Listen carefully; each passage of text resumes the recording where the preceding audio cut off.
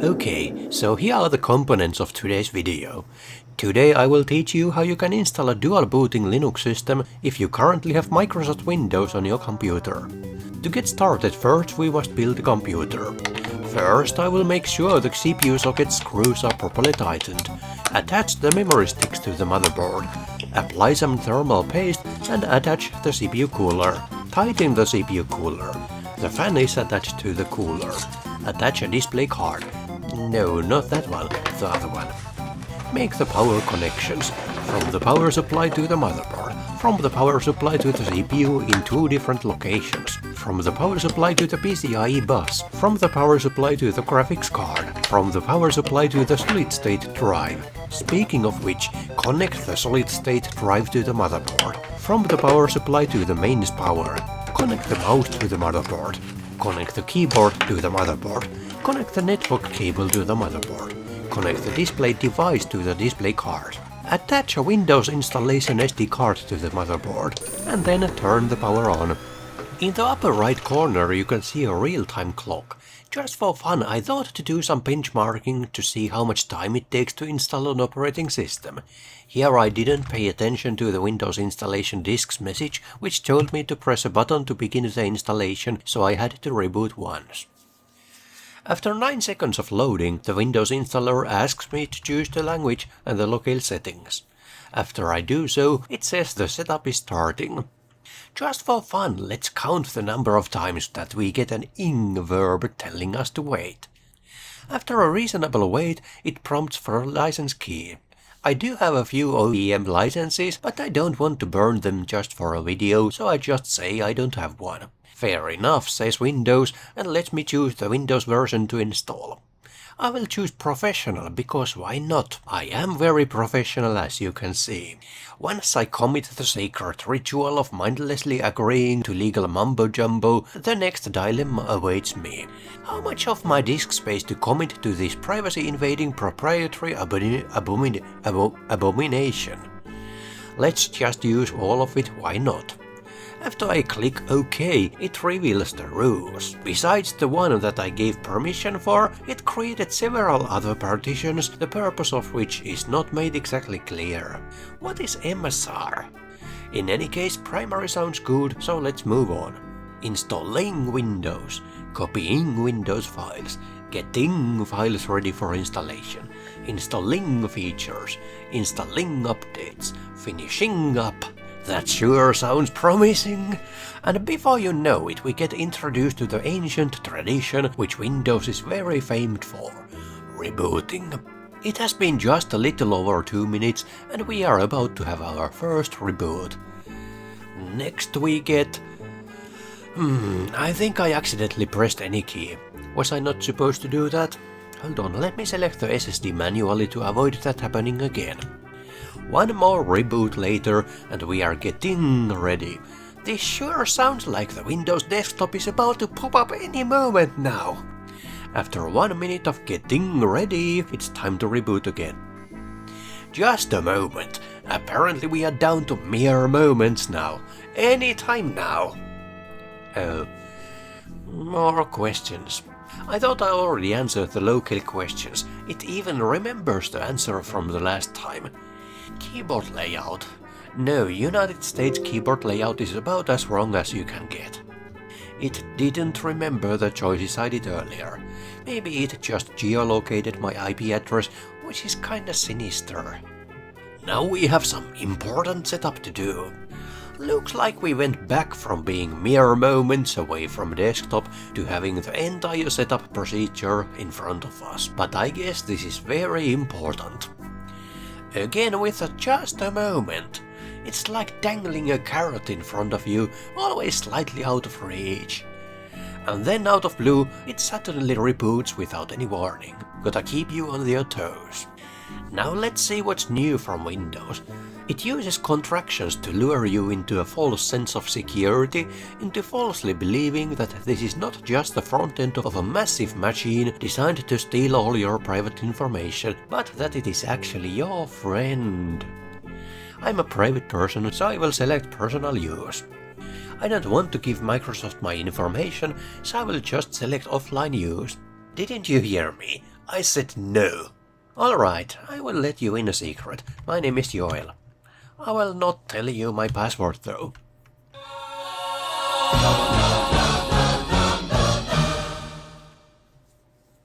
Hi. We're getting everything ready for you. Didn't you already use that line over 3 minutes ago? Also, what's with that voice? This might take several minutes. What happened to mere moments? Leave everything to us. A creepy reminder that this is not just a piece of software, nor is it an operating system. This is a personification of Microsoft Corporation. You are not interacting with your computer. You are interacting with a commercial entity known as Microsoft. Several minutes was apparently 20 seconds. So this system is indeed Windows 10 Pro. Everything looks up to spec. So first things first, you want to learn how to install Linux, right? That's why you are watching this video, I presume. Let's use a search engine from a competing corporation and look for the magic words install Linux. Sooner or later, we will have to create a bootable USB stick. The article on Guru99 suggests software called Universal USB Installer. This software will get the job done, and it is very convenient indeed, but it is also extremely slow. A much faster solution is to use a raw disk imager. Let's use software called Win32 Disk Imager. While it is downloading, the next step is to download the installation disk for your favorite Linux distribution. In my case, this is the Debian distribution. On the Debian website we can find a number of different installation options. You would usually use the net installer disk, which is small and fast to download. However, because this is a video tutorial and I might have to record this footage several times, I will download a complete installation image so that during installation as little time as possible is spent on waiting for things to download. I am also choosing the testing branch rather than the stable one. In practice, testing is just as stable as the official release, but includes more recent software releases. So from this website I will choose the AMD 64 architecture, which is what everyone should choose if their computer is a PC and it's not older than 15 years. Then I will choose ISO DVD images, which also happens to be the right choice for USB sticks. And from here I will just download the first DVD image. The rest of them are not actually needed. While the Microsoft browser is trying to figure out what to do with this link, I will go ahead and install the disk imager in the meantime. Accept the license agreement, next, next, next, next, and next. Let's take a look at the USB stick for a moment. Windows says that in order to use the USB stick you will have to format it first. This is because right now the USB stick actually contains a Windows installation DVD image and not a writable file system. I will ignore it. We don't need to format the stick. Instead I will navigate to the download and choose the ISO image that conveniently just finished downloading. Then click Write. Double check that the destination is indeed a USB stick and not, for example, a SD card containing the photos from your recent vacation to Eilat. Writing gigabytes of data to a SD card takes several minutes, and while it is going on we can focus on another important task. As you recall, I chose in the installer to use all of the disk space for Windows. This is the situation that most of you have. The installer created 4 partitions, but for some reason I can only see 3 here. I guess the 4th one is hidden. I couldn't find any options to make the hidden partitions visible. In any case, we have to make space for Linux. Right-click the Windows partition and choose Shrink. In this case the current size is 243,000 megabytes and I choose to shrink it so that 160,000 megabytes goes for Linux and Windows can keep the rest. This is the result. The Windows partition is now a little over 8 gigabytes long and there is a nice big chunk of unallocated space. This is perfect. While waiting for the SD card write to finish, I did some meaningless checks here and there, just to make sure that Windows detected everything properly. I opened the device manager and checked the processor, the storage devices and the sound device. Speaking of the storage devices, when I opened the properties for the Windows drive, I was amazed to find that almost 55 gigabytes were already used. Granted, I just used 4 gigabytes of that for the Debian installation image, but come on. The computer doesn't even have Microsoft Office installed and already 50 gigabytes of space is used. I even explicitly told it no to everything it wanted to install. How does that even make sense? Also, during the installation I chose United Kingdom out of these 2 English options. Looks like it didn't remember that choice. To pass time, I decided to run a virus scan. According to the testimony of many Indian tech support centers, the command to scan your hard drive for viruses is 3. The scanning obviously takes just a moment on a fresh install. After the scanning completes, it tells me that no viruses were found, which is great. A few minutes later, Windows opened a little pop-up telling me that we, that is Microsoft, is installing some new features to Windows. Naturally, this piqued my interest, and I wanted to know more about these new features. It took me a few clicks to find the right icon, but eventually it opened a settings window labeled Optional Features. So, is this the list of new features it is installing? Pretty long list. I see the first 3 are already downloading. Is it going to download all of them? How do I cancel? Help? It even says speech recognition there. Didn't I already explicitly tell it to not use that stuff? I'm pretty sure I did. Is there any way to double check my privacy settings just in case it conveniently forgot about those choices too? But I couldn't find anything. I had no option but to wait. After it finished installing, I desperately tried uninstalling the speech recognition, but it didn't seem to be an option. Oh well, only 4 minutes remaining. This USB stick must have had a particularly bad day. Usually they aren't this slow. In any case, it popped a modal dialog saying, "Write successful," and it was time to shut down Windows. Well, I didn't want to shut down the computer, so I chose restart, but I had no intention of starting Windows again. At this point I was afraid it would show me the dreaded "working on updates" screen, but instead it just showed me restarting for 5 seconds, after which it did what it promised. Now it is time to boot from the SD card. You will likely be presented a menu like this one. Just choose the graphical installer, or if that doesn't work, choose a text-based one. If there is an OEM install option, do not choose that one. Anyway, much like the Windows installer, the Debian installer starts by asking me to choose the language and locale settings. I chose the English language and Finland for my location because that's where I live. This was an odd combination for the installer, so it asks me to choose which one of these English-speaking locales I want to use. In retrospect, I should have chosen United Kingdom for 24-hour clock, but here I chose United States. The next question was the keyboard. I chose Finnish because again, that's what I use. Now it asks me for the name for the system. If you are setting up a home computer, the choice is totally yours. Be creative. I have a laptop called Mozart, so I chose Bach here. The domain name can be left blank unless you know that you need it. Next it asks you to choose a password for the super user, called root, which is the Unix version of the administrator account. Here I chose a password, however you can leave it empty too. In that case, the superuser account cannot be logged into. More importantly, you should choose a password for your own account. You cannot leave this empty. Let me pause here for a moment. At this screen, most people would choose option 1, use the largest continuous pace. This is the easiest option.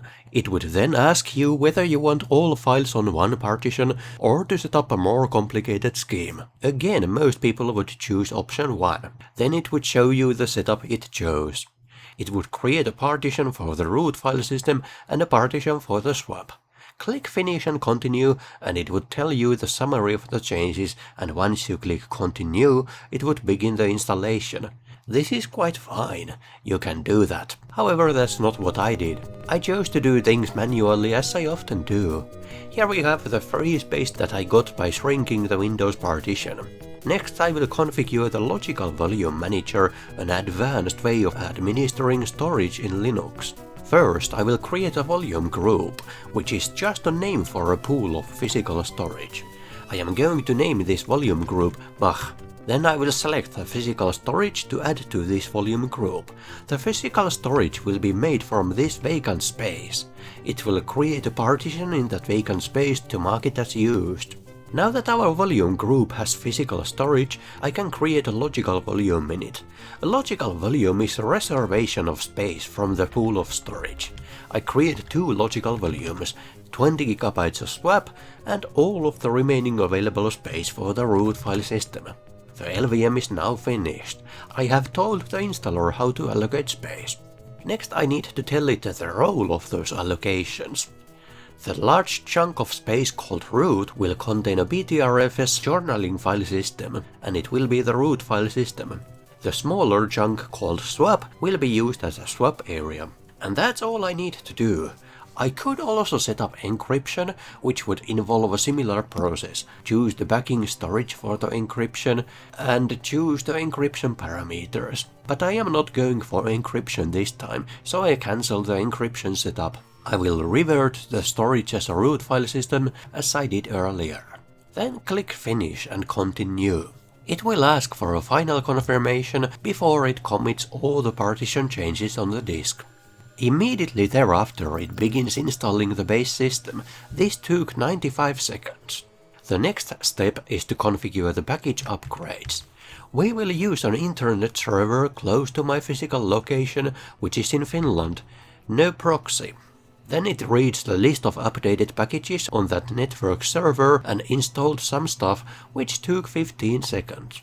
The only privacy invading question is regarding participation in package popularity survey, and the default answer is no participation.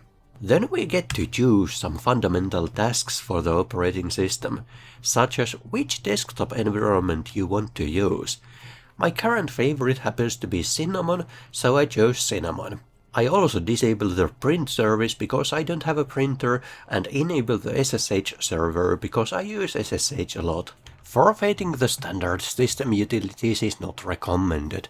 Do not accidentally leave it unchecked. Once you have made these selections, it begins downloading and installing all the software. 5.5 minutes later, the installation is complete. It is time to boot into the new system.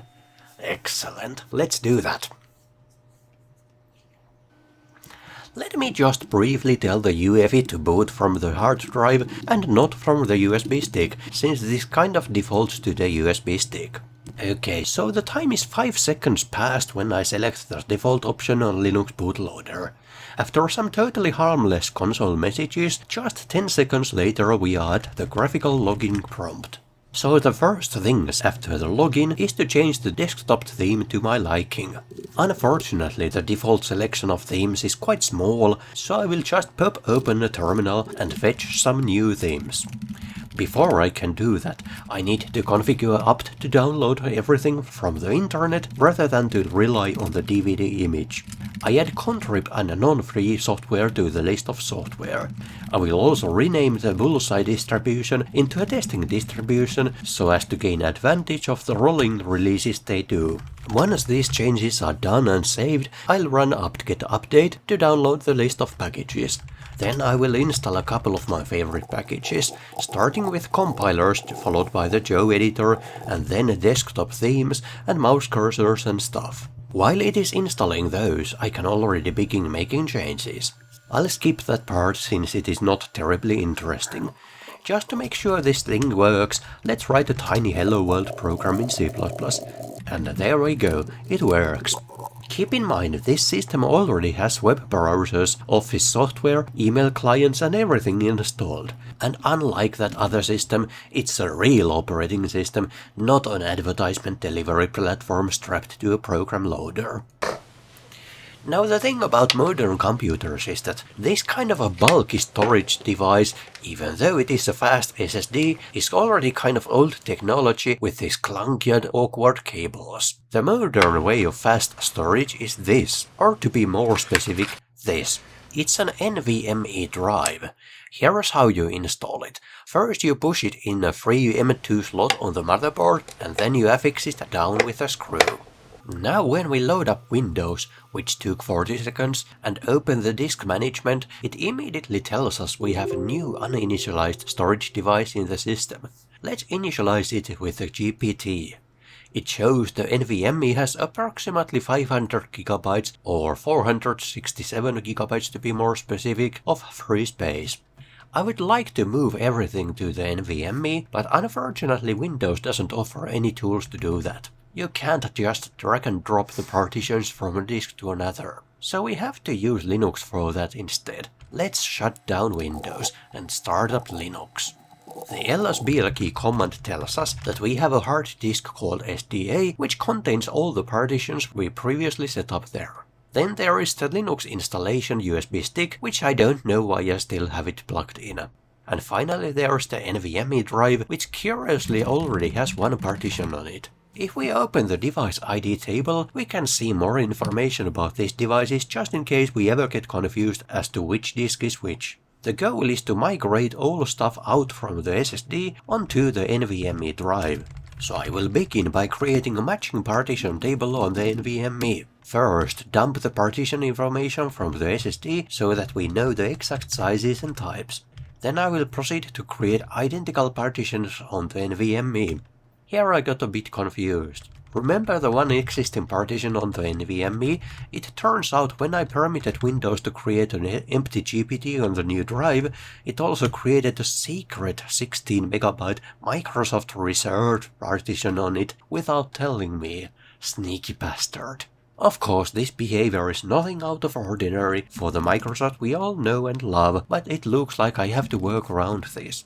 Armed with this knowledge, it seems I just have to create the partitions in a different order on these two disks. As a bit of revenge though, I opted to not duplicate the 500 MB system recovery partition that Windows created, all the more space for my brand new Linux system. So my final setup has a 16 MB Microsoft reserved thing, 99 MB FE system partition, 82 GB Windows partition, and the remaining 385 GB for Linux. Of course, all of these are currently uninitialized, except for the Microsoft reserved thing that I don't care about. The first thing I have to do is create a LVM physical label on the new Linux partition. Then I will add this physical label into the volume group. With the pvs command you can now see that the volume group contains two storage spaces. One on the NVMe completely unused and the one on the SSD fully used. Next I will tell Linux to evict all data from the SSD. Of course, on my first attempt I misremembered the parameter order, but the second try started the process successfully. Now it is moving my system to the other disk. This process is completely safe. I can keep using the system while the migration is going on. I don't need to reboot into rescue mode or anything like that. Do you know any other operating system that lets you do that? Anyway, this was just the first partition. I also need to move the FE partition and the Microsoft partition. 8.5 minutes later, all transfers were completed. I removed the SSD from the volume group, and just to make sure I wiped the partition on the SSD so that it doesn't come back haunting me. While the transfer was going on, I also reconfigured the desktop theme a bit and began installing video editing software, which seems to be taking longer than I expected. In any case, about 8 minutes later, it finished installing. Next I removed the SSD from system and rebooted with just the NVMe. First I tried Windows, but it gave me a blue screen, because why would things ever go as planned with Windows? So I booted up Linux. Of course, Linux still works, just like it is supposed to. As you can see from the lsblkey listing, now there is only the NVMe on the system. It also lists some kind of a ROM there. Disregard that, I don't know what it is. So I am not actually going to use Windows on my system. I have completely different plans for this computer. What I did was that I deleted the Windows partition. Bang, that's done.